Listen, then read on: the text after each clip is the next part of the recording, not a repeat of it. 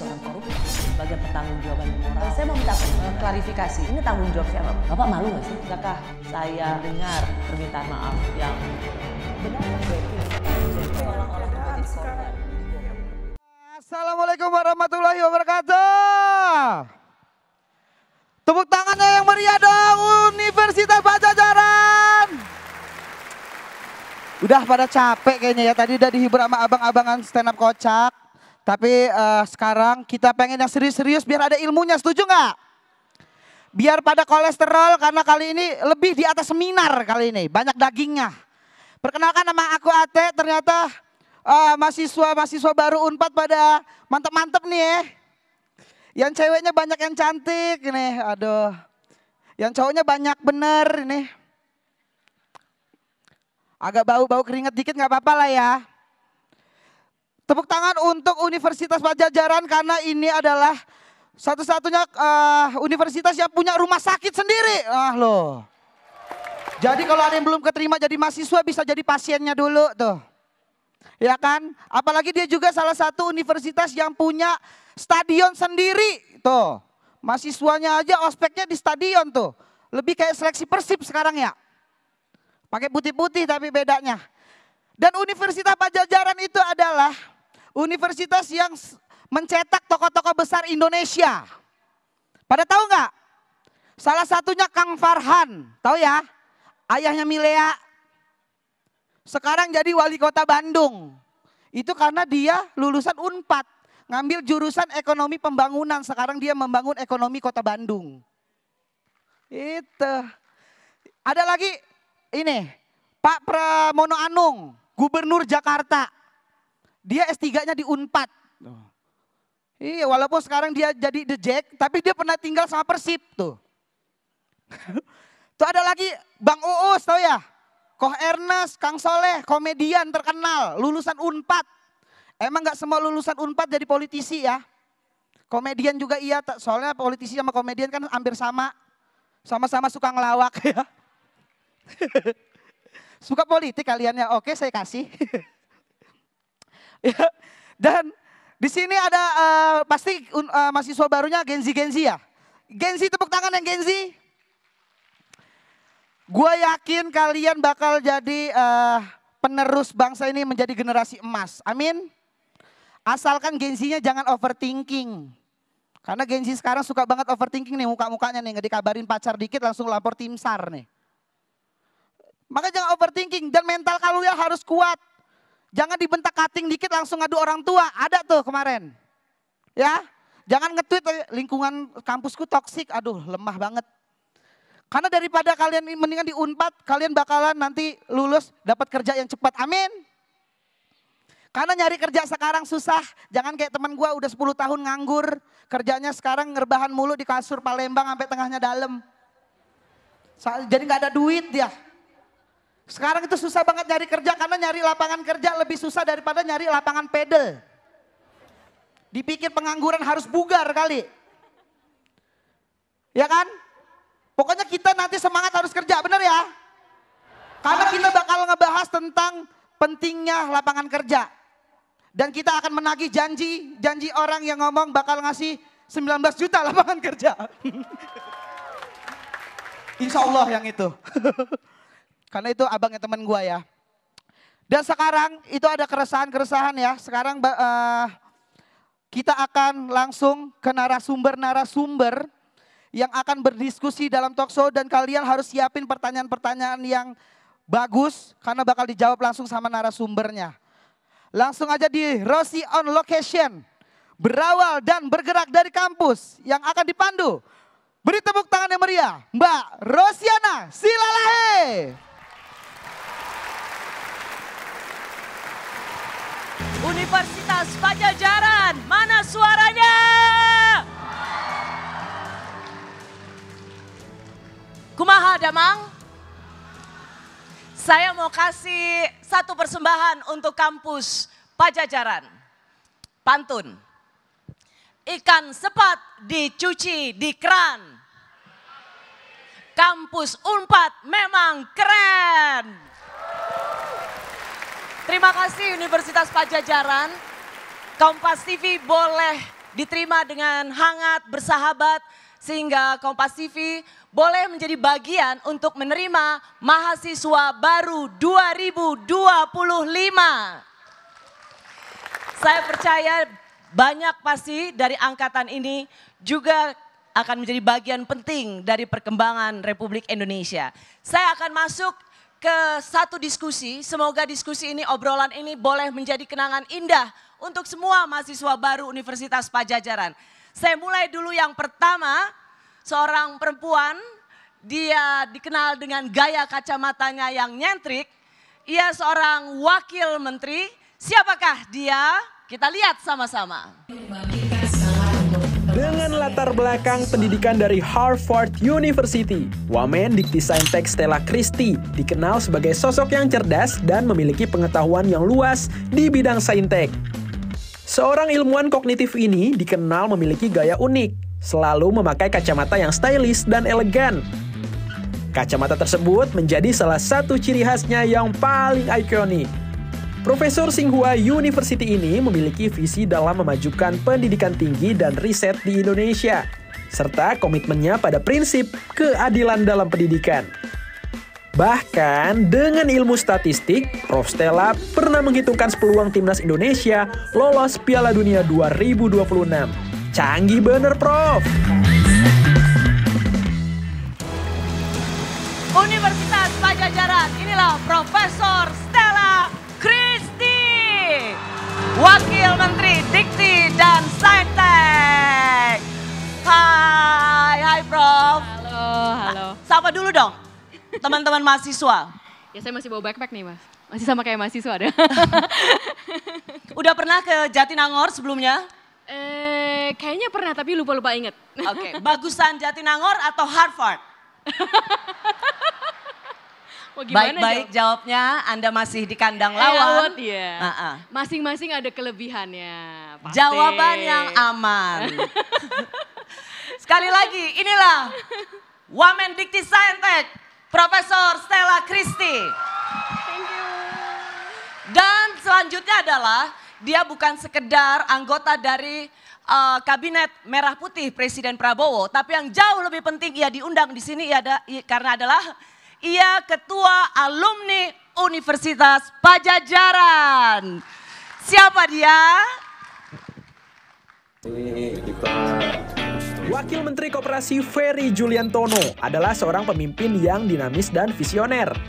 Dengan pengalaman luas di bidang koperasi, Ferjul, nama panggilannya, memiliki passion untuk memberdayakan ekonomi rakyat dan menciptakan kesempatan bagi generasi muda. Ferry Juliantono juga dikenal sebagai aktivis.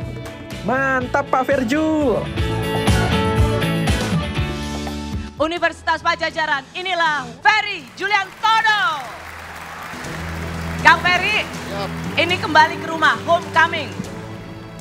Selamat datang di Universitas Padjadjaran. Selamat sore teman-teman semuanya. Kang Ferry ini dulu adalah aktivis. Coba sedikit aja, dulu kalau demonstrasi gimana orasinya? Waduh, ini 30 detik aja. 30 detik ya. Teman-teman semuanya, hari ini kita kumpul karena kita punya kesadaran subjektif. Sekarang tugas kita adalah membangun kesadaran subjektif ini menjadi kesadaran bersama. Kita bangun gerakan bersama, kita... Dulu nggak gitu orasinya. Lawan rektor dulu. Tapi sekarang jangan diikutin. Jadi memang itu tugasnya mahasiswa, zaman waktu itu berbeda dengan sekarang. Mahasiswa, saya pernah ditahan waktu mahasiswa dan kemudian juga setelah lulus juga pernah di penjara, tapi bukan karena itu saya jadi wakil menteri, karena memang waktu mahasiswa belajar juga, selain demonstrasi, pelajarannya juga harus bagus. Emang dulu IP-nya bagus? Nah, ini lumayan. Karena IPK saya paling tinggi, makanya saya dipilih menjadi Ketua Ikatan Keluarga Alumni Universitas Padjadjaran. Oh yeah. Berikutnya ini juga seorang yang ditunggu-tunggu sebagai narasumber di program Rosie on Location. Dia memiliki podcast dan menjadi salah satu pendiri dari Malaka Project. Ferry Irwandi dikenal sebagai kreator konten edukasi yang cukup berpengaruh di Indonesia. Ferry yang juga pendiri Malaka ini lewat YouTube kerap membahas isu-isu aktual seperti politik, pendidikan, filosofi stoikisme. Pandangan kritisnya terhadap isu-isu tersebut memperkuat citranya sebagai figur yang tegas dan berani menyampaikan pendapat. Memiliki gaya penyampaian yang lugas dan kritis, membuat konten-kontennya sangat menarik dan informatif bagi para pengikutnya. Sebagai kreator konten edukasi yang berpengaruh, Ferry Irwandi memiliki kemampuan untuk memotivasi dan menginspirasi banyak orang di Indonesia. Unpad, inilah Ferry Irwandi. Fer, terima kasih sudah di Unpad. Meskipun Ferry ini adalah lulusan STAN, tapi dia ber-DNA Universitas Padjadjaran. Betul sekali. Kenapa bisa ber-DNA Unpad? Karena bapak saya adalah lulusan Universitas Padjadjaran. Ada mahasiswa yang diwawancarain oleh reporter Kompas TV dan ditanya mau lihat siapa, mau lihat Ferry Irwandi orasi di Rossi on Location. Waktu talk show nggak mungkin orasi, jadi tolong 30 detik orasi yang tadi dinantikan oleh seorang mahasiswa. Coba. Apa yang mau kita orasikan? Terserah. Teman-teman sekalian, rekan-rekan sekalian, kalian sadar nggak kalian itu adalah minoritas di Indonesia? Kalian itu cuman 5% dari total populasi di Indonesia dan masuk di salah satu perguruan tinggi terhebat dan terbaik di Indonesia. Kalian sadar nggak itu? Dan kalau nanti kalian lulus, kalau nanti kalian sudah menjadi seseorang bergabung dengan masyarakat, semua privilege yang kalian dapatkan ini, yang kalian raih ini harus kalian kembalikan lagi kepada siapa? Kepada siapa? Kepada siapa? Karena kalau semua orang terdidik cuma menyimpan pendidikannya untuk dirinya sendiri, maka lebih baik pendidikan itu tidak diberikan sama sekali. Jadi camkan itu di kepala kalian baik-baik. Ferry Irwandi, thank you Fer. Terakhir tapi juga paling penting karena yang satu ini sebenarnya bagian dari tuan rumah di Universitas Padjadjaran. Ia juga tentu saja alumni dari Universitas Padjadjaran. Siapakah dia? Profesor Arif Samsulaksan Kartasasmita merupakan alumnus Unpad yang patut dibanggakan. Dengan latar belakang pendidikan yang kuat di bidang kedokteran, Prof. Arif sebagai rektor berkomitmen untuk meningkatkan kualitas pendidikan dan penelitian, serta memperkuat peran Unpad dalam masyarakat. Meski latar belakang pendidikan yang kuat di bidang kedokteran, Prof. Arif nyatanya juga hobi motoran. Ngeng. Kita sambut Rektor Universitas Padjadjaran, Profesor Arif Samsulaksan Kartasasmita. Prof, terima kasih. Ini anak-anaknya Prof ada 10.000 lebih kemarin pada bilang. Benar ya? Benar. Dan mereka sudah ada di sini sejak jam 4 pagi. Alhamdulillah teman-teman, walaupun dari pagi tetap kelihatan cantik-cantik dan ganteng-ganteng pagi hari ini. Prof, biar mereka semangat, tolong ajarin Prof, apa yelnya Unpad, UNPAD, apa gimana? Gimana? Unpad, kita bersatu. Senang, sekali lagi terima kasih ya Prof, kami boleh disambut dengan meriah. Semoga perbincangan kita ini bisa menjadi kenangan yang baik untuk teman-teman mahasiswa. Biasanya anak Indonesia ini ada nih, mahasiswa Indonesia. Ini masih bisa dibilang ospek nggak sih? Enggak ya? Enggak sekarang. Ini sebutannya penerimaan mahasiswa baru. Mahasiswa. Kalau di Harvard ada? Ada, tapi modelnya sedikit lain. Waktu itu orientasi juga, ya konsepnya pasti mirip ya. Cuman waktu itu kalau saya ikut orientasinya kita boleh pilih mau ada beberapa gitu. Kalau saya emang senangnya naik gunung, jadi waktu itu naik gunung. Naik gunung bersama dengan mahasiswa-mahasiswa baru lainnya yang pilih naik gunung. Jadi kita seminggu naik gunung, tenda agak sengsara, tapi mungkin konsepnya sama, sengsara-sengsara dikit jadi bersahabat gitu. Jadi masih sama gitu konsepnya. Oke, kalau Mbak Wamen boleh iri dengan mereka yang berpendidikan di sekolah, di kampus Indonesia, apa itu? Ruang irinya atau ruang cemburunya untuk bisa merasakan pendidikan tinggi di Indonesia yang tidak ada di Harvard sebagai Ivy League? Mungkin satu ruang iri saya lihat pasti di sini lebih kencang pertemanannya. Kalau di luar mungkin lebih sendiri-sendiri, individualistik. Jadi kalau di sini lebih kencang pertemanannya, itu satu yang sangat diirikan sekali. Baik. Iya. Nah, Mas Wamen, coba ceritakan waktu tahun pertama di kampus gimana? Tahun pertama ospeknya itu di Pati Ukur kita selain kenal satu sama lain, kegiatannya adalah masih ada maprasnya waktu itu. Jadi masih ada dikerjain sama senior-senior. Tapi mudah-mudahan sekarang nggak ada ya. Ada apa enggak? Udah nggak ada kan? Dulu kita masih merasakan itu dan suasananya memang agak lelah tapi menyenangkan. Jadi memang pengalaman menjadi mahasiswa ini jadi itu yang dilingkarin. Waduh, itu ngeri banget itu. Tua amat saya mahasiswa tuh waktu itu. Nah ini foto waktu masih bener lah ini. Waktu masih jadi mahasiswa, jadi mudah-mudahan teman-teman meskipun capek, tapi ingatlah bahwa ini adalah pengalaman yang luar biasa yang akan teringat selalu sepanjang hidup kita. Tepuk tangan buat Unpad. Beruntung masih punya foto ini, berarti memang alumni Universitas Pajajaran. Waktu itu lagi ngapain sih Mas Wamen? Ini lagi kumpul-kumpul dengan teman-teman satu angkatan, tapi kegiatan waktu mahasiswa saya tingkat 1, tingkat 2 itu masih ikut terus kampus, tapi juga kegiatan di itu ya, di di fakultas, di ekonomi. Tapi setelah tingkat 3, tingkat 4 saya udah mulai belajar juga tentang pengetahuan yang lain di luar pengetahuan yang saya dapetin tentang termasuk ini ekonomi. Nggak? Brigade 234. Ini Batalion 321. Batalion 321. Batalion 321. Itu makan 3, ngaku 2, bayar 1. Itu pengalaman waktu di Skaloa dulu di dekat di Pati Ukur itu ada restoran atau warung sebenarnya yang biasanya kita anak-anak kos itu makan. Jadi warung apa? Gracia, Skaloa, di Jalan Skaloa. Nah jadi karena makannya untuk pertama kalinya prasmanan, jadi dagingnya suka atau telurnya kita suka umpetin di bawah tumpukan nasi gitu. Jadi Batalion 321 itu nggak kalah dengan kemarin yang dari Batu Jajar. Batalion 321. Hati-hati nanti kalau sudah ada koperasi desa, jangan mengulang kesalahan itu. Karena wamennya itu adalah sangat berstrategi tentang 321.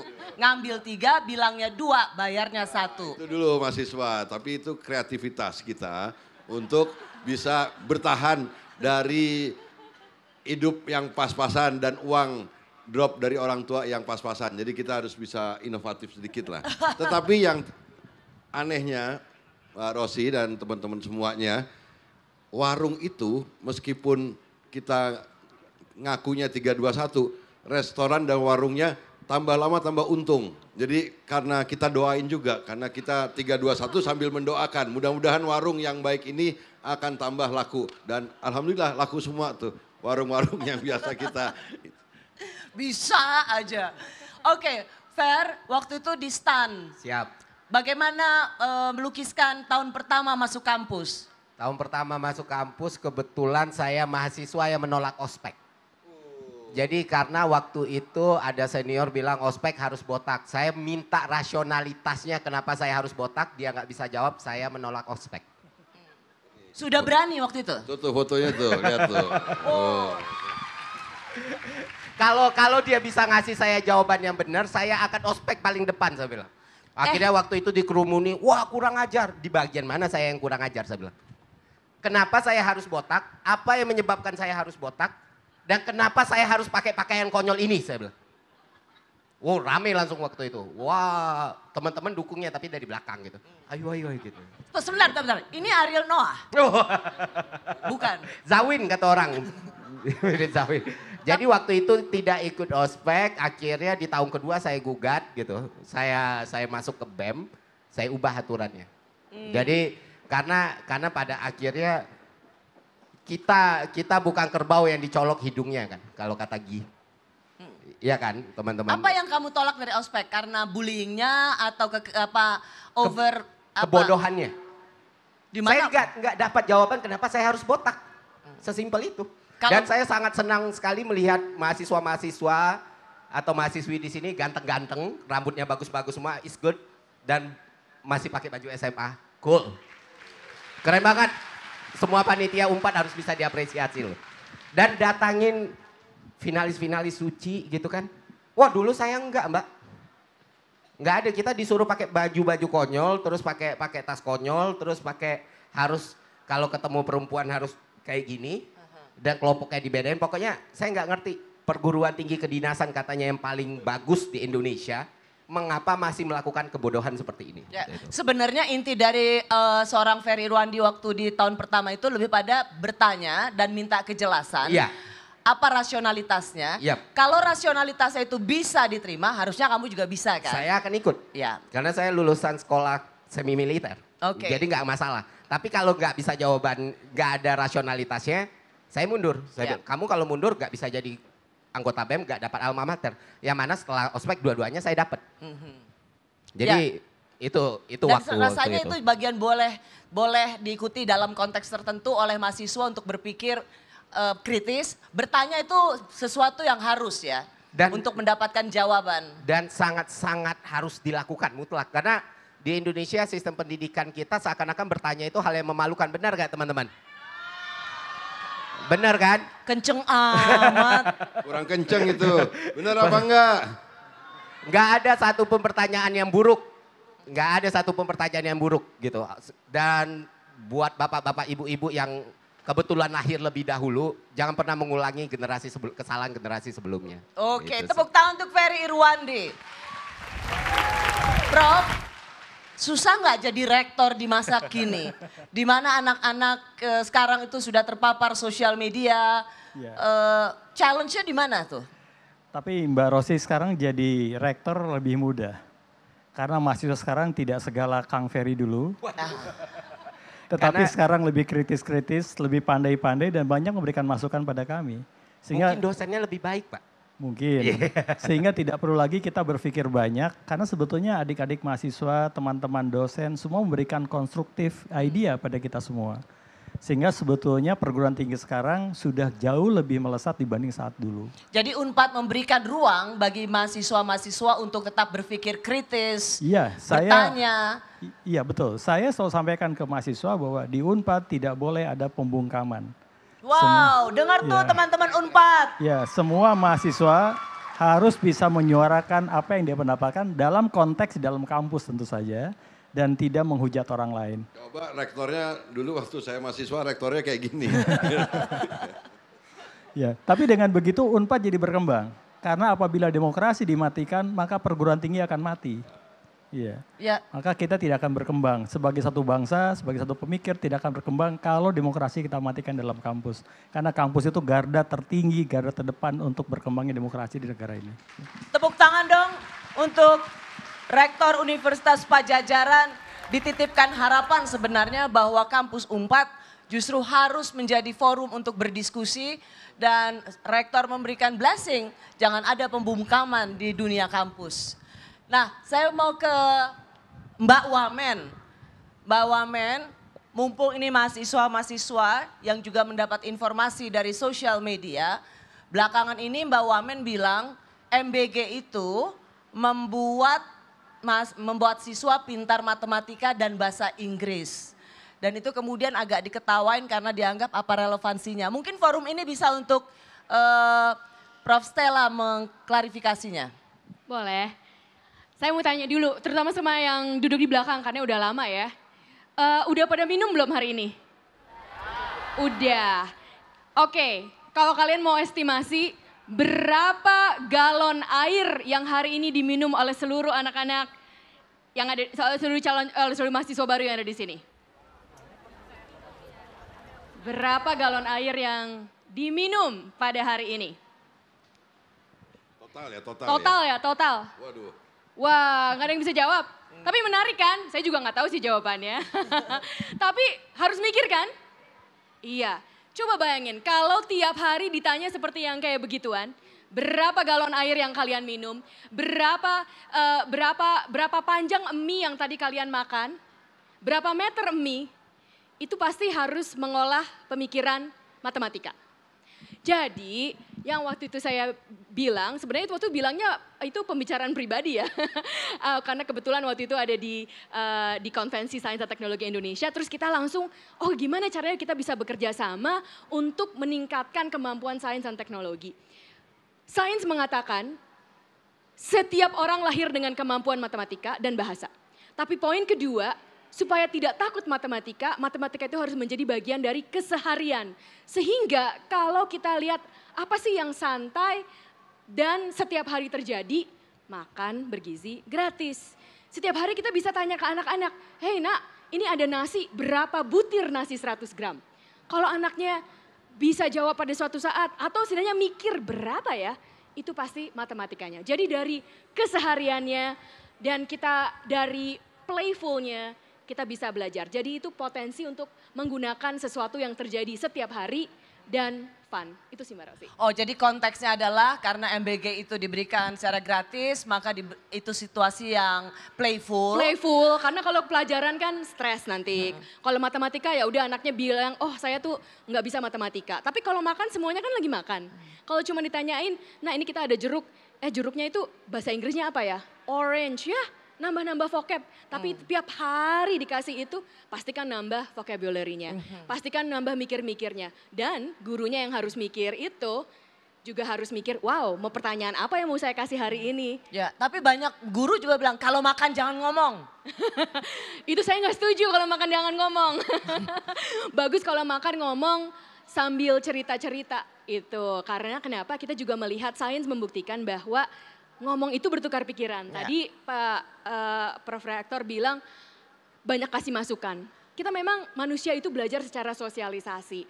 Hari ini bareng-bareng di sini 10.000 orang pasti banyak yang dipelajari. Kenapa? Saling bertukar pikiran, saling ngobrol satu sama lain. Conversation gitu. over lunch or dinner. Betul sekali. Itu adalah konversasi di antara keluarga, pertemanan itu juga salah satu conversation yang indah. Dan saya yakin yang semua di sini kan pintar-pintar banget ya karena bisa masuk UNPAD. Pasti waktu kecil mungkin saya rasa orang tuanya pasti kalian waktu kecil banyak ngobrol ya sama orang tuanya. Dan gak nonton TV atau iPad waktu kalian kecil dan makan waktu makan tuh gak nonton iPad. Mungkin bahkan ngobrol-ngobrol sama orang tuanya. Itulah makanya kalian jadi pintar banget dan bisa masuk UNPAD. Selamat ya by the way. Mas Wamen, waktu saya mau masuk ke dunia kampus, apa kehidupan kampus saat ini kemarin di Universitas Padjadjaran atau zamannya Kang Wamen itu di Unpad, apa kehidupan kampus yang mengubah seorang Ferry Juliantono selain menjadi aktivis, demonstrasi, di penjara dan sekarang jadi Wamen?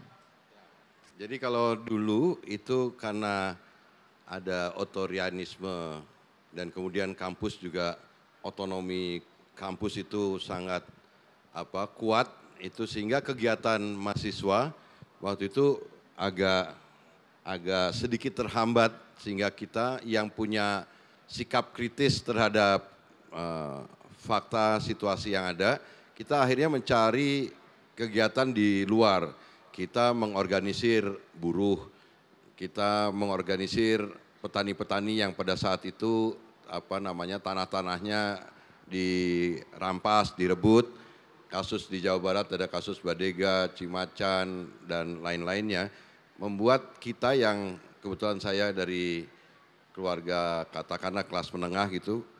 Menjadi akhirnya tahu bahwa ternyata kehidupan sebenarnya banyak rakyat yang ada di sekitar kita yang mengalami situasi yang seperti itu. Dan kemudian itulah yang akhirnya membuat saya lah pada saat itu tergugah kesadarannya, kemudian mau mendalami, membaca, kemudian ya menggalang advokasi tentang masyarakat yang pada saat itu. Dan kemudian pelan-pelan kami menjadi kuat dan akhirnya kembali ke kampus tahun 90-an awal itu kita rebut lagi senat-senat gabungan di dalam kampus dan kemudian kita konsolidasi di dalam universitas. Tahun 98 ada perubahan kita dari otoritarian ke era demokrasi yang seperti sekarang gitu. Artinya Mas Wamen, mahasiswa juga tidak boleh hanya melulu belajar, tapi mengasah kepekaan dan bergerak dari kampus. Iya, ketika harus jadi ada ketidakadilan makanya itu. tadi dari awal saya bilang ke teman-teman, selain belajar tentang pengetahuan di masing-masing fakultasnya, saya berharap teman-teman sekarang juga belajar semua hal, karena menjadi mahasiswa bukan hanya kita menguasai ilmu pengetahuannya kita, tetapi juga adalah mengetahui apapun yang diperlukan oleh kita. Jadilah mahasiswa yang paripurna, yang tahu semua hal, yang harapannya setelah kalian lulus itu nanti menjadi pemimpin-pemimpin yang punya imajinasi untuk membangun kembali bangsa dan negara dan rakyat Indonesia gitu. Tepuk tangan dulu dong untuk Mas Wamen dan untuk kita semua.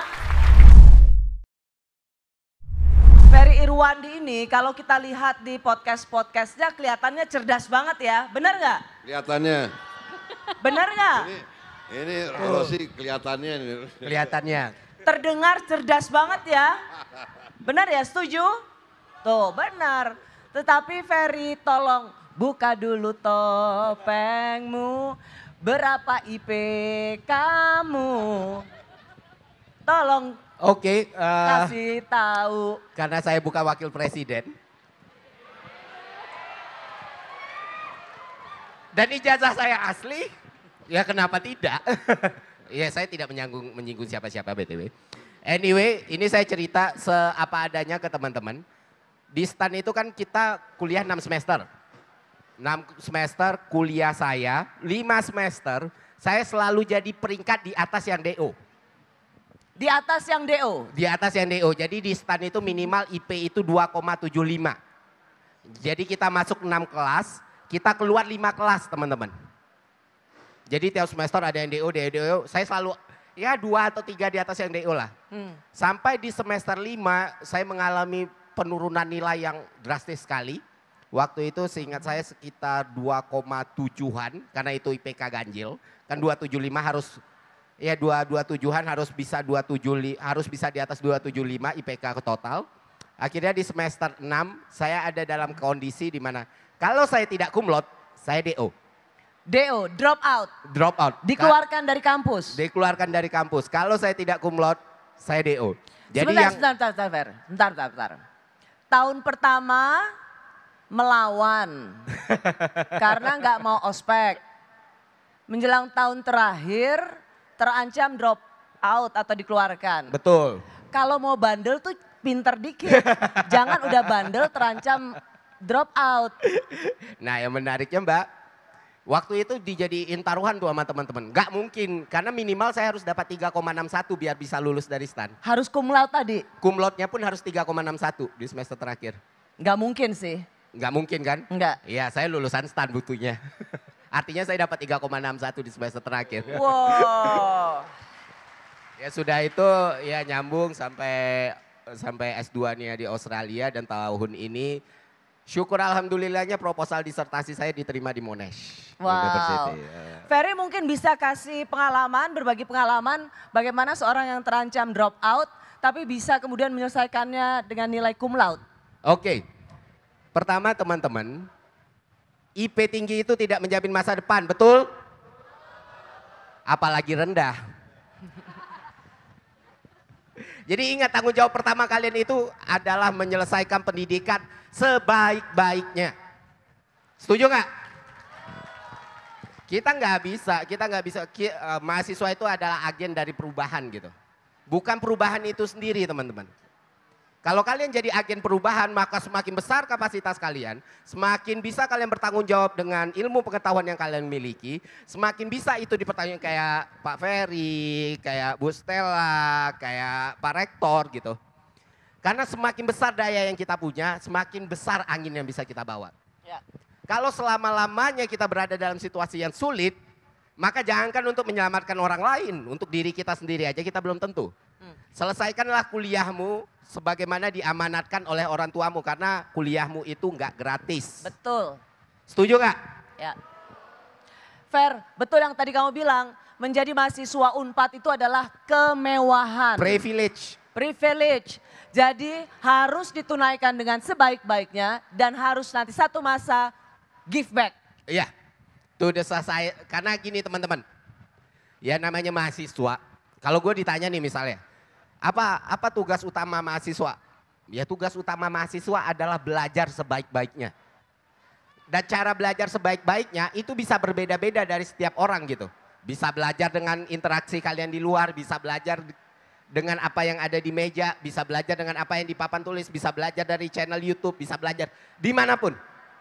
Karena total sarjana kita itu masih 5% dari total populasi kita. Iya. Maka untuk itu kita tambahlah menjadi 10% mungkin dalam 15 tahun, menjadi 20% dan lain sebagainya. Karena menjadi terdidik itu seharusnya tanggung jawab negara. Dan jangan sampai kita mengakhiri masa perkuliahan kita menjadi kaum yang tidak terdidik pada akhirnya. Bukan masalah ijazah ya. Apakah kalian bisa terdidik atau enggak di perkuliahan kalian, itu adalah jalan yang kalian pilih sendiri gitu. Harus menjadi pilihan kita sendiri dan dijalankan dengan tanggung jawab.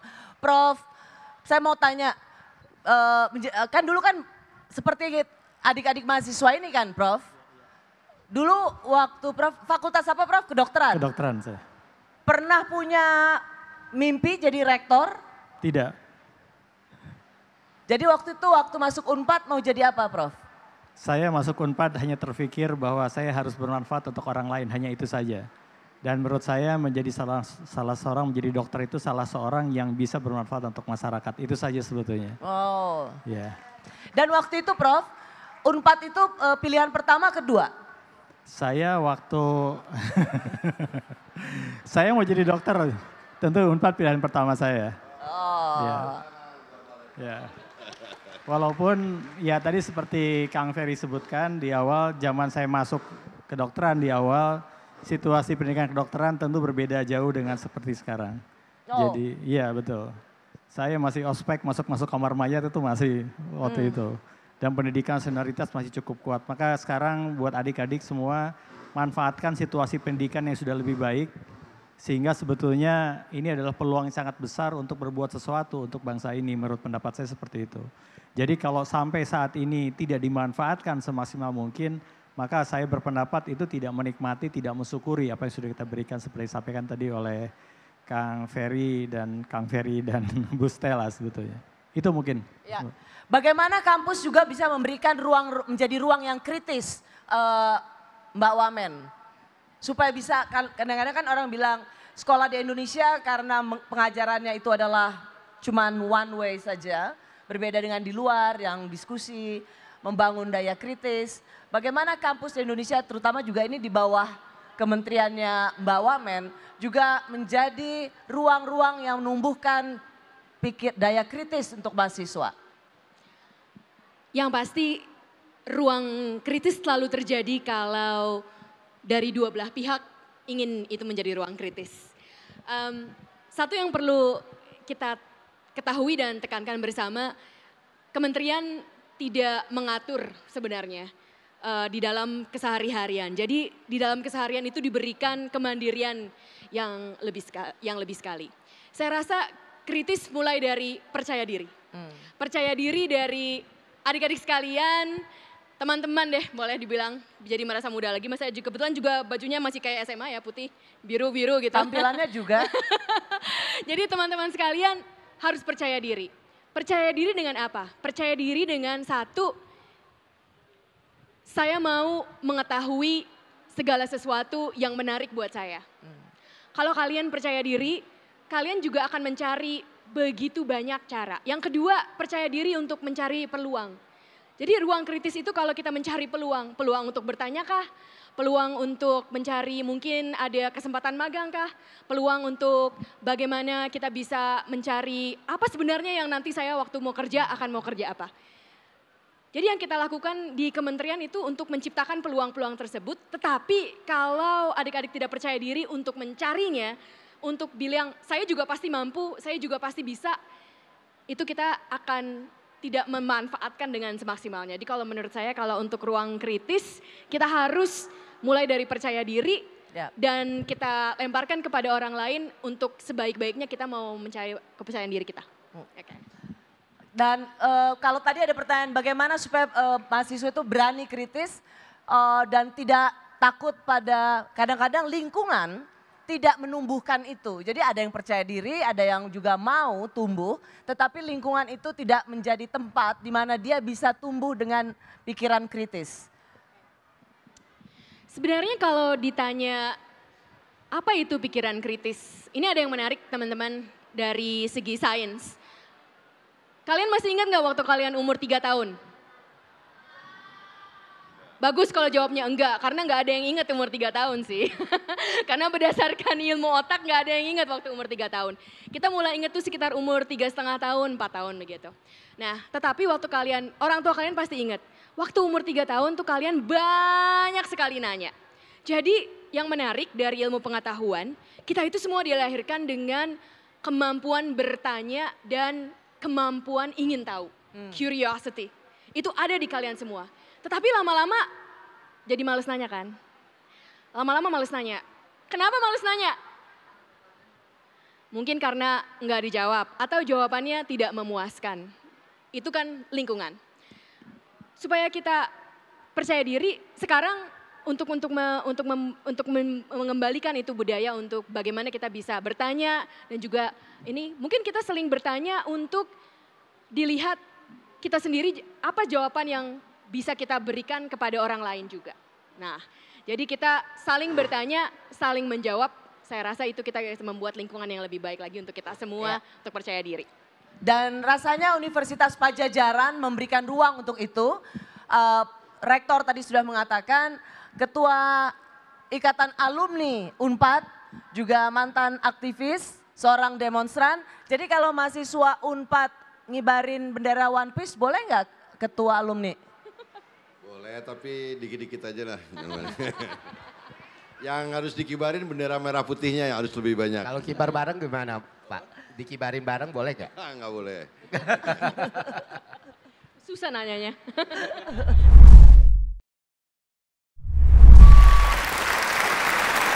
Sekarang masih di Rosion Location. Bagian ini kita akan memberikan kesempatan pada mahasiswa Universitas Padjadjaran dalam untuk memberikan pertanyaan pada para narasumber. Inilah bagian panggung jawab. Saya akan berikan kesempatan pada Ate. Gimana suaranya mahasiswa bareng kita? Mukanya pada cerah-cerah loh, pada ceria banget loh ini loh, nggak ada yang lesu. Dan sekarang Ate lagi ada salah satu mahasiswa yang ingin bertanya langsung ke narasumber kita. Boleh namanya siapa Mas? Perkenalkan, nama saya Muhammad Hafiz Alauddin. Ini fakultas apa? Dari Fakultas Hukum. 2023. Nah, Fakultas Hukum, mana suaranya Fakultas Hukum? Berarti bukan mahasiswa baru ya Teh? Dia berarti baru 2 tahun. Jadi dia udah ke kampus bawa baru pulpen 2 tahun. Dasar komika. Mau bertanya kepada siapa? Ke Kang Ferry Irwandi. Kenapa mau bertanyanya ke beliau? Karena mirip apa gimana? Karena suka nonton video-videonya. Oke, silakan bertanya. Baik Kang, seperti yang saya tahu bahwasannya Kang Ferry Irwandi ini memiliki gagasan untuk membentuk suatu institusi ataupun kampus baru untuk menciptakan masyarakat baru. Pertanyaan saya, apakah Akang melihat sistem pendidikan tinggi di Indonesia pada saat ini umumnya masih terlalu birokratis atau sulit menjangkau model pendidikan alternatif seperti yang sedang Kang Ferry Irwandi bentuk? Lalu yang kedua, bagaimana Akang melihat peluang sinergitas antara kebijakan pemerintah dalam pendidikan tinggi dan Malaka Project? Apakah Malaka Project membuka kesempatan bagi kami sebagai mahasiswa Unpad untuk bisa berkolaborasi seperti itu Kang? Oke, langsung dijawab aja Fer ya. Oh langsung dijawab. Oke, pertanyaan nomor 2 dulu ya. Boleh. Saya tadi di backstage ketemu 2 mahasiswa berprestasi Unpad. Betul. Iya. Namanya Rizky. Namanya Rizky, ya menciptakan alat untuk mendeteksi kreatin di ginjal. Dan gula darah. Dan gula darah. Dan mungkin di minggu depan kita atur schedule buat podcast bareng dari Unpad. Mahasiswa pertama, perguruan tinggi pertama yang kita ajak podcast bareng. Tepuk tangan dong untuk Unpad. Dan dia mahasiswa berprestasi yang dikirim ke Jepang. Ke Jepang. Yang kedua soal perguruan tinggi. Kenapa harus bikin perguruan tinggi? Gini, untuk akselerasi jumlah sarjana di Indonesia dengan ketersediaan yang ada, kita harus paham dulu masalah perguruan tinggi di Indonesia adalah jumlahnya banyak yang beroperasi. Nggak sampai dari 30%. Kenapa demikian? Karena berpuluh-puluh tahun perguruan tinggi itu dijadiin industri dan bisnis. Dibuka dengan sangat gampang lalu dijual. Kalian tahu ketika saya mau buat perguruan tinggi, yang pertama kali menyamperin, yang mendatangi kita adalah calo-calo lisensi perguruan tinggi. Mereka udah pegang, perguruan tingginya nggak pernah dibuka. Akhirnya apa? Akhirnya dalam jumlah itu gede banget, tapi daya tampung rendah sekali. Jadi itu saya nggak melihat sistem perguruan tinggi seperti apa, tapi ketersediaan antara market dan kebutuhan supply and demand-nya sulit. Dan kita mau lihat lagi sekarang. Kalian tahu masalah pengangguran di Indonesia itu bukan cuma lapangan pekerjaan yang sedikit. Para pemberi kerja juga bingung nyari orang. Para pencari kerja bingung nyari kerjaan. Ada yang tahu jawabannya kenapa? Mismatch skill issue. Artinya apa? Banyak orang yang sudah megang ijazah, dia nggak tahu mau dikemanain ini ijazah. Banyak orang yang mau cari kerja, dia butuh spek tertentu, nggak ada ketersediaannya. Ketika itu dirubah, kebutuhan industri, kebutuhan dunia berubah lagi. Nah, daripada saya cuma protes dan bikin konten, kenapa nggak dikasih alternatif? Jadi itu akan kita buka kampus online dan seluruh mahasiswa Unpad terbuka sekali untuk daftar di situ juga. Ya. Aku mau, Fer, kita dengar jawaban Mbak Wamen ya. Apakah ini sesuatu yang perlu direspon dengan sangat baik atau ini sesuatu yang mengancam? Mengancam sih tidak, tapi kita selalu, satu untuk online sudah ada. Pak Juliandi, untuk online itu sudah ada dan saya justru menyarankan masukkan itu bersama dengan sistem online classes yang sudah ada di kementerian. Bukannya kita mau ngatur-ngatur, enggak, tapi untuk memudahkan mahasiswa. Jadi kalau kita memikirkan dari mahasiswanya, kita harus meyakinkan apakah mahasiswa akan mendapatkan pendidikan yang terbaik dengan biaya yang termurah. Kita harus pastikan itu. Kalau kita tidak bisa meyakinkan bahwa itu adalah pendidikan yang terbaik, kita juga sayang nanti mahasiswa bilang, oh saya sudah menginvestasikan seluruh keuangan dari keluarga saya, tapi kok begitu saya lulus saya nggak dapat pekerjaan. Ini harus kita tajim bersama. Jadi pasti tidak mengancam, pasti kita hargai untuk bisa untuk memperbanyak apa yang dibutuhi oleh mahasiswa kita, apa yang dibutuhi oleh rakyat kita, tetapi kita juga harus memikirkan dari segi mereka, apakah mereka akan mendapat yang terbaik. Ya. Oke, semoga menjawab ya. Teh, lanjut Teh. Untuk Pak Ferry Juliantono, pertanyaan saya ini baru dengar tentang Koperasi Merah Putih. Mungkin pertanyaannya bisa dijelasin sedikit nggak tentang Koperasi Merah Putih dan apa manfaatnya untuk generasi muda begitu. Terima kasih. Mas Wamen, soal Koperasi Merah Putih. Ya, Koperasi Desa Merah Putih ini adalah menjawab tadi yang digelisahkan oleh Mas Ferry bahwa sekarang yang dibutuhkan adalah untuk mahasiswa dan semua adalah bukan cuma hard skill tapi juga soft skill. Jadi teman-teman sekarang harus belajar juga tentang keadaan bukan hanya pengetahuannya saja tapi juga pengetahuan yang lainnya dan belajar berinteraksi secara sosial. Yang kedua menjawab yang tadi disampaikan soal mismatch itu adalah salahnya bukan salah universitasnya, yang salah juga bukan mahasiswanya, yang salahnya negaranya. Negara ini memang disorientasi. Negaranya memang negara kepulauan dengan garis panjang pantai yang terpanjang nomor 2 di dunia. Harusnya orientasi pembangunan kita tidak seperti sekarang yang terlalu land oriented development atau pembangunan yang terlalu berorientasi kepada daratan. Daratannya pun juga kota besar dan daratannya kota besar itu juga hanya Jakarta. Nah, oleh Presiden membentuk 80.000 koperasi desa itu artinya membentuk 80.000 badan usaha di 80.000 desa di seluruh Indonesia. Jadi semua aset, semua modal apakah modal alokatif dan modal otoritatif yang dimiliki oleh negara sekarang dikucurkan kembali ke desa-desa supaya desa-desa ini juga bisa kita kurangi angka kemiskinannya, syukur bisa kita hilangkan, dan yang lebih penting lagi adalah desa menjadi tempat terciptanya lapangan pekerjaan. Karena apa? Sekarang di desa anak-anak muda itu tinggal 40%. Tadi diskusi dengan Mbak Rosi, kalau tidak diantisipasi sejak sekarang, 10 tahun yang akan datang, desa itu anak mudanya hanya tinggal 20% lagi. Oleh karena itu Presiden Prabowo Subianto berkeinginan dalam waktu dekat sudah terbentuk 80.000 badan usaha koperasi di 80.000 desa, dan kita akan jadikan koperasi desa di 80.000 desa itu menjadi tempat penciptaan lapangan pekerjaan.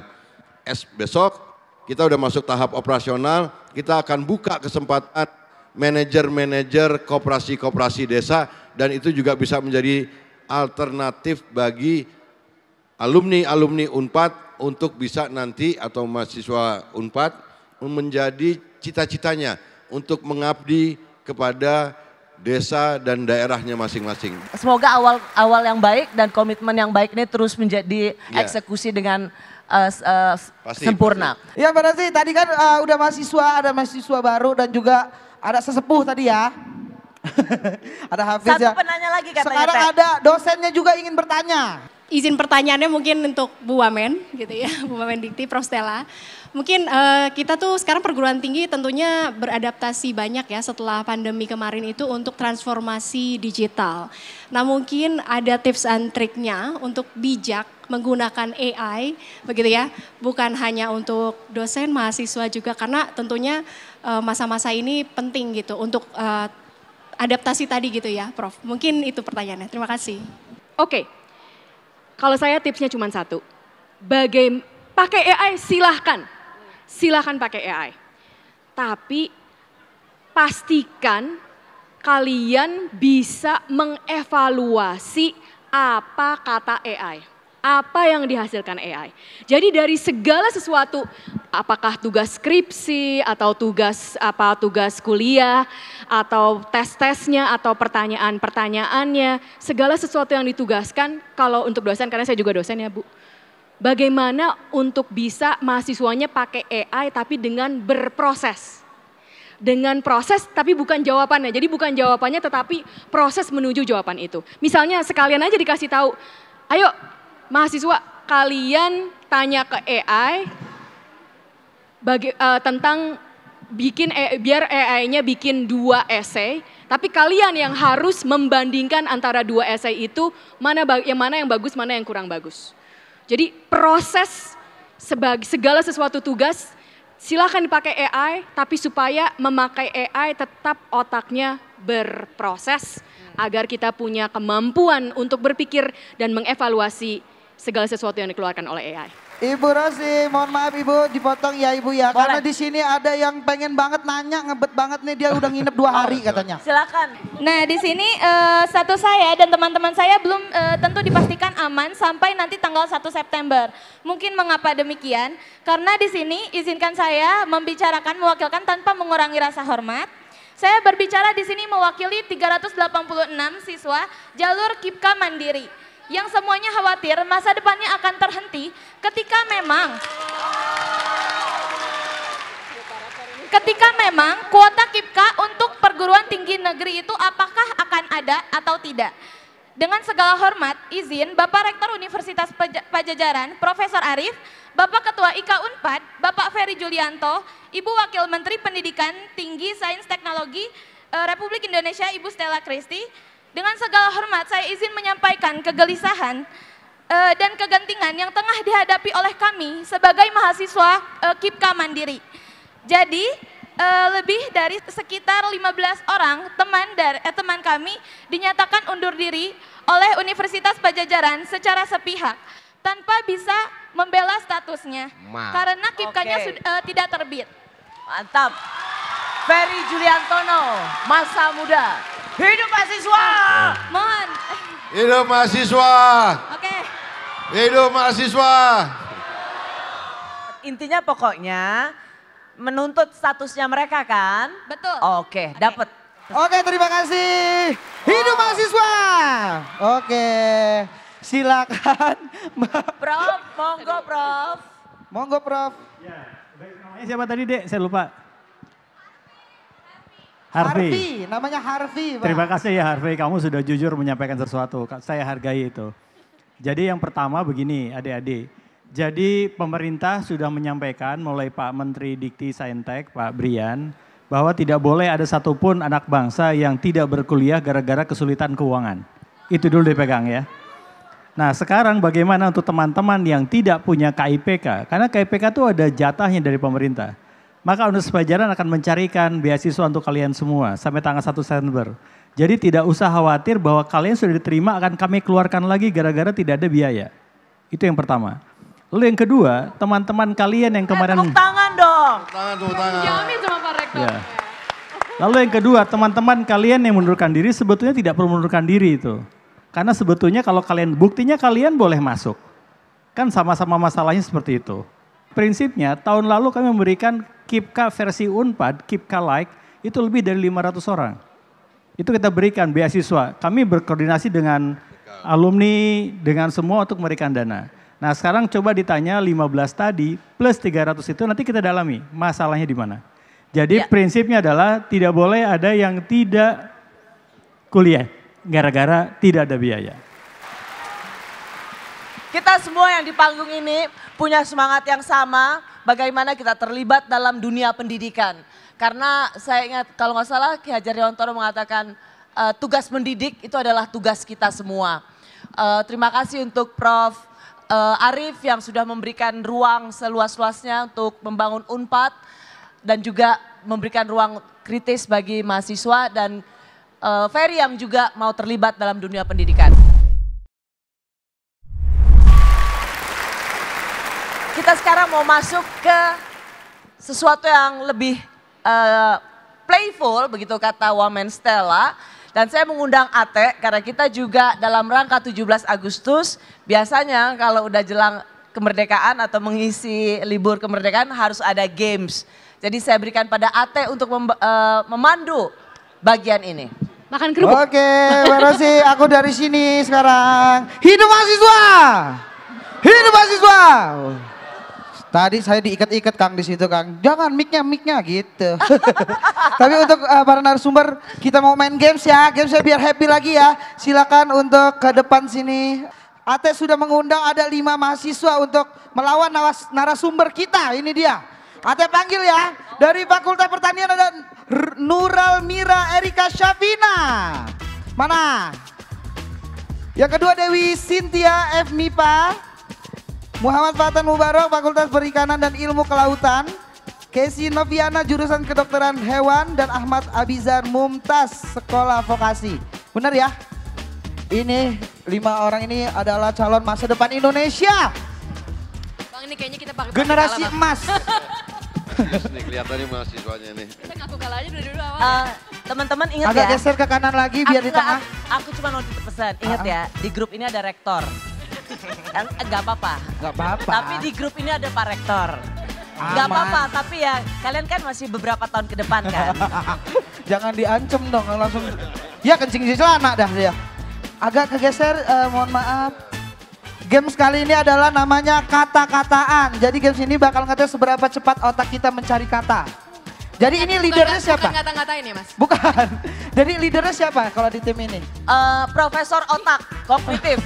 Ibu Amen ya. Ibu Amen menghadap ke sini Ibu. Ini leadernya siapa? Aku Abizar. Abizar. Abizar filmnya bagus loh waktu itu loh. Terima kasih, terima kasih. Terima kasih. Oh bukan yang itu? Bukan, beda. Bukan ya. Tapi kurang rame gara-gara, enggak ya.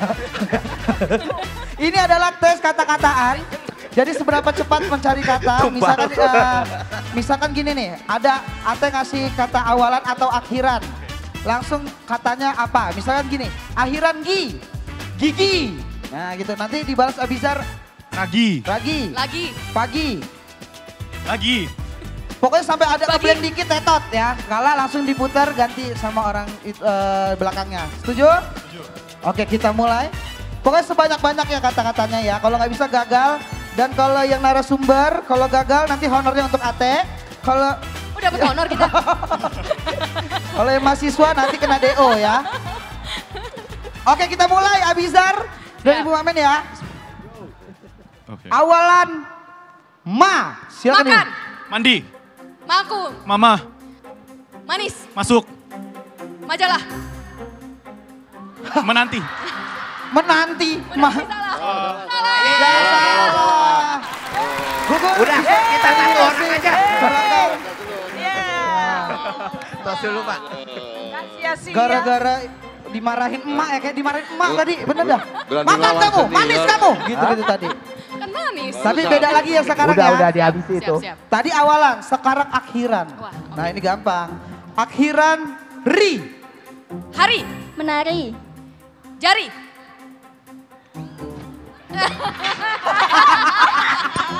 Nari. Hah? Nari. Mari. Mari. Mari. Sorry bisa sorry. Udah ya hari Iya. udah. Gagal. Udah, kita duduk aja. Udah.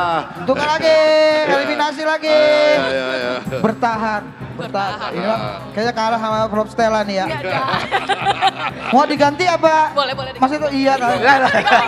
Ngalah dulu, soalnya kayak dimarahin emak. Nah kayak gini Ayo. kayak ngaca masa muda ya. Iya. Lebih Oke. ganteng. Awalannya gampang nih. Awalan dengan kata ra. Ragu. Rabu. Ransum. Rambutan. Rapi. Rangkai. Ratap. Rata-rata. Rambu. Raka. Raka tuh kakak. Raka. Raka booming. Raka booming. Raka. Bukan raka. Raka Booming. tuh. Raka Raka tuh kakak. Lanjut, ra. Lanjut. Raja. Nah, Ratu. enak banget ya. Enak banget. Kalau mau kasih contekan jangan kenceng-kenceng. Ada lagi. Rasa. Rapih. Rapi udah tadi. Rapi udah tadi. Udah. Yang belum, Raga. yang belum Rapih Ahmad, yang belum. Tetot ya. Mohon maaf. Dieliminasi lagi. Ayo. Wah ini masih 5, ini sisa 2. Semangatin dong mahasiswa dong, semangatin dong. Ini masa depan loh. Oke kita mulai dengan akhiran sekarang. Siapa dulu nih? Boleh Banyak. mau mahasiswa? Boleh. Iya. Akhiran D atau D, boleh. G. DE, Oh, D, D. D. Rolade. Rolade apa? Makanan kayak kornet gitu. Bahasa Rolade Belanda, itu makanan. Bahasa Belanda. Iya. Boleh bahasa asing. Boleh bahasa. Rolade. Oh, iya. Kayaknya Kang Ferry gagal. Kang Lode. Ferry. Hah? Lode. Lama. Ya, Tetot ya Kang Ferry gagal ya. gagal. Maaf. Mohon maaf ya. Kang Pak, Ferry. silakan Pak Ferry. Nah, ayo Bro. Silakan Bro. Oh, Ganti. Ganti ya, ganti kata ya. Ingat Cluenya nih senior. gampang nih ya. Siapa? Akhiran si. Si. Basi. Dasi. Rotasi. Masih. Rasi. Lewat. Udah nyerah. Oh yang lain. Gila. Kayak diintimidasi. Gayanya. Iya kayak bapak marahin anaknya pulang malam. Kamu dari mana sama cowok itu? Kayak lagi anaknya di Wakuncar. Iya. Cowoknya nggak pulang-pulang. Anak siapa kamu? Oke, ini Teman-teman. masih satu orang ya. Teman-teman, pejuang kita ya. doain ya. Doain biar bisa ngalahin rektor. Ini Pak Rektor. Aduh. Sekarang ganti rektor aja, ganti rektor. Biar main semua.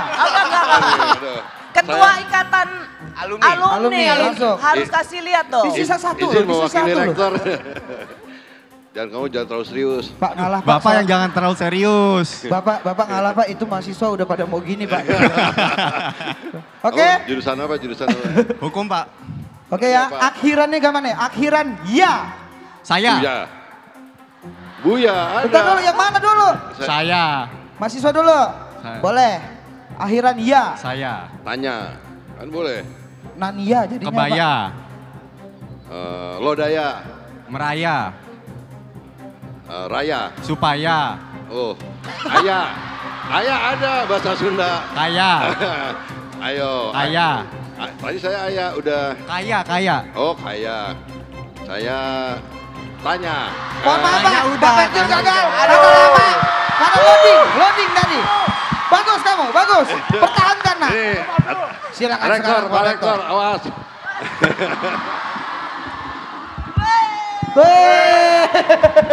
We are the champions. Mohon maaf, Anda kan bukan Kunto Aji ya. Oh iya, iya. Boleh nih Rektor. Bapak salim dulu Pak. Salim dulu. Nah, di atas salim, di sana nanya tadi. Oke, siap ya Pak ya? Siap. Ini gampang. Awalan Jus. Juru. Juga. Jumut.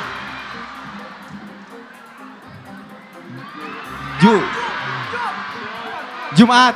Justru.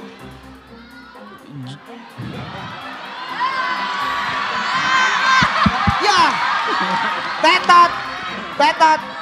Kan bisa jurang, bisa. Jurus. Emang masih belum kuat kalau lawan rektor, nggak bisa. Tetot, jadi pemenangnya adalah tim narasumber dan Ibu Rose. Gak apa-apa. Ate itu udah nyiapin hadiah Bu. Gak apa-apa, dia sedang menyelamatkan masa depannya. Yang menang kan dapat hadiah, tapi karena yang menang udah pada legend-legend, kita kasih mahasiswanya aja ya, hadiahnya ya.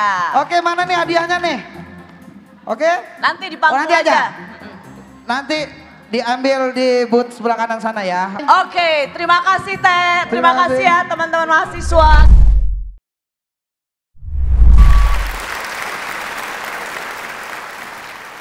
Ya, Anda masih di Rosion Location, kita berada di kampus paling keren Universitas Padjadjaran di Jatinangor.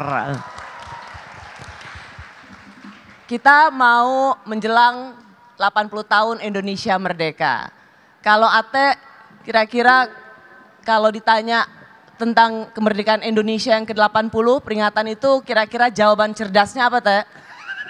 Ini gak ada di briefing loh Bu tadi. Entah saya salah ngomong viral lagi.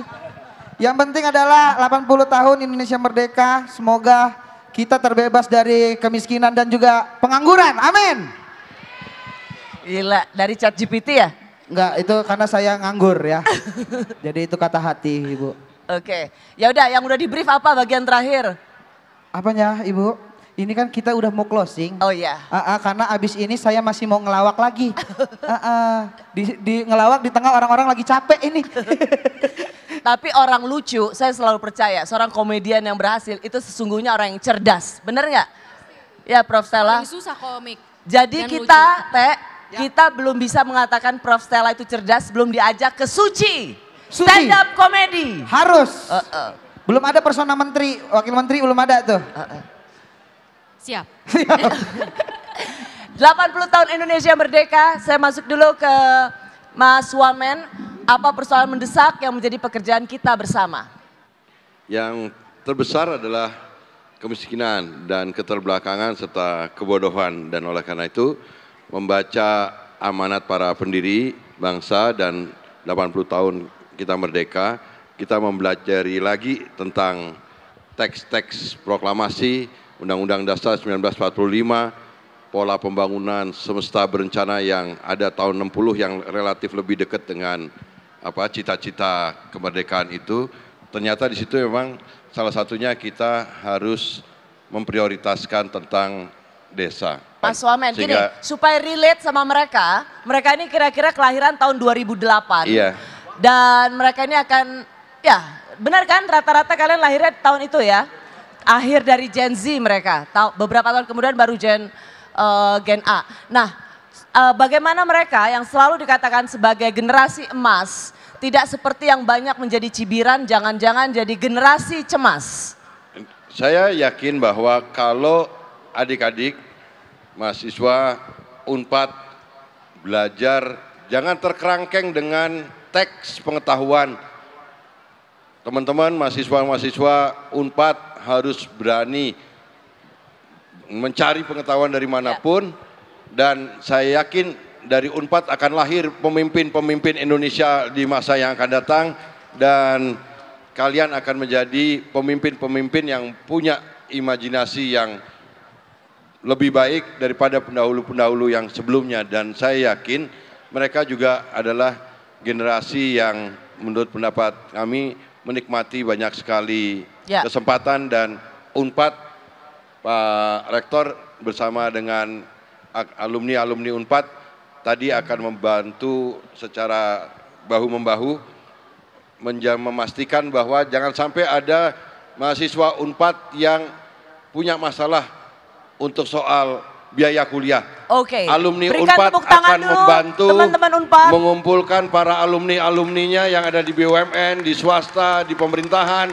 dan akan menggalang dana endowment fund untuk memastikan supaya mahasiswa-mahasiswa jangan ada lagi masalah dengan biaya kuliahnya. Marilah berprestasi, marilah jangan takut untuk maju, dan punyalah cita-cita untuk menjadi pemimpin. Dan saya yakin di Unpad nanti dari adik-adik ini akan lahir pemimpin-pemimpin Indonesia yang akan datang. Yes, terima kasih Mas Wamen. Mas Wamen besok ketemu di kantor ya. Apa? Besok ketemu di kantor langsung untuk beasiswanya. Mbak Wamen singkat memberikan inspirasi dan kekuatan buat teman-teman mahasiswa. Di dunia ini tidak ada bangsa yang maju karena sumber daya alamnya. Bangsa hanya maju karena sumber daya manusianya. Kalianlah yang akan menjadikan bangsa ini maju. Jadi segala-galanya, seluruh investasi untuk kalian. Dan kalianlah juga yang harus menginvestasikan diri kalian untuk kemajuan kalian sendiri dan kemajuan bangsa ini. Ayo kita bersama majukan. Tips saya satu, carilah sewaktu kalian kuliah, carilah kepakaran dan kesukaan. Apa yang sangat kalian sukai dan jadilah pakar di apapun itu yang kalian sukai. Kalian pasti akan bisa membangun bangsa ini. Terima kasih. Makasih Mbak Wamen. Fair. Oke, PR terbesar supaya Indonesia mencapai Indonesia emas ini adalah generasi sebelum kalian, generasi gua atau generasi sebelumnya lagi. Sebenarnya ya letak masalahnya di situ gitu loh. Semoga kita semua di sini bisa jadi generasi yang tidak meninggalkan beban yang banyak untuk para teman-teman kita. Itu aja sih. Jadi kalau kita terus-terusan berpikir mereka harus, tapi kita hanya sendiri gak mikir apa yang harus kita lakukan, maka generasi emas itu tidak tercapai. Bukan salah mereka, tapi salah generasi-generasi yang hidup sebelum mereka. Itu aja. Oke. Prof Rektor mungkin ada sedikit? Iya. Kekhawatiran kami sebetulnya hanya satu Mbak Rosi. Bahwa perguruan tinggi itu adalah bukan pencetak. Tapi kami hanyalah medium yang bisa dipergunakan mahasiswa untuk berkembang. Jadi tanpa kalian semua berkembang, maka Unpad ini tidak ada apa-apanya. Jadi bantulah bersama, kita bersama-sama bagaimana menciptakan kalian semua begitu lulus, itu bisa memberikan kontribusi yang maksimal untuk masyarakat ini. Ya. Jadi jangan serahkan pada universitas, tapi serahkan pada diri Anda semua. Ya. Itu saja. Terima kasih Prof Arif. Ate mau memberikan ujangan? Saya sebagai wakil rektor, gak, takut salah ngomong saya. Yang penting mahasiswa di sini semangat kuliahnya yang benar ya. Biar nanti pas lulus ada yang nanya ijazahnya mana, ada nih asli gitu ya. Aduh, katanya takut salah ngomong. Ingat-ingat mau kawin. Iya, ya kan benar tadi ya. Gitu Mbak Rosi. Oke, terima kasih banyak Prof Arif. Terima kasih Pak Rektor dan seluruh jajaran Rektorat Universitas Padjadjaran yang memberikan sambutan yang luar biasa, persahabatan sehingga kami boleh menjadi bagian dari penerimaan mahasiswa baru Universitas Padjadjaran. Mas Ferry Wamen, Mbak Sela, Mbak Wamen dan Ferry Irwandi, sekali lagi terima kasih juga sudah memberikan percakapan-percakapan. Semoga ini menjadi kenangan yang indah untuk mahasiswa Universitas Padjadjaran. Nuhun, Unpad, terima kasih. Terima kasih buat Mbak Rosi yang luar biasa. Terima kasih Rosi, luar biasa. Terima kasih, sampai ketemu tahun depan.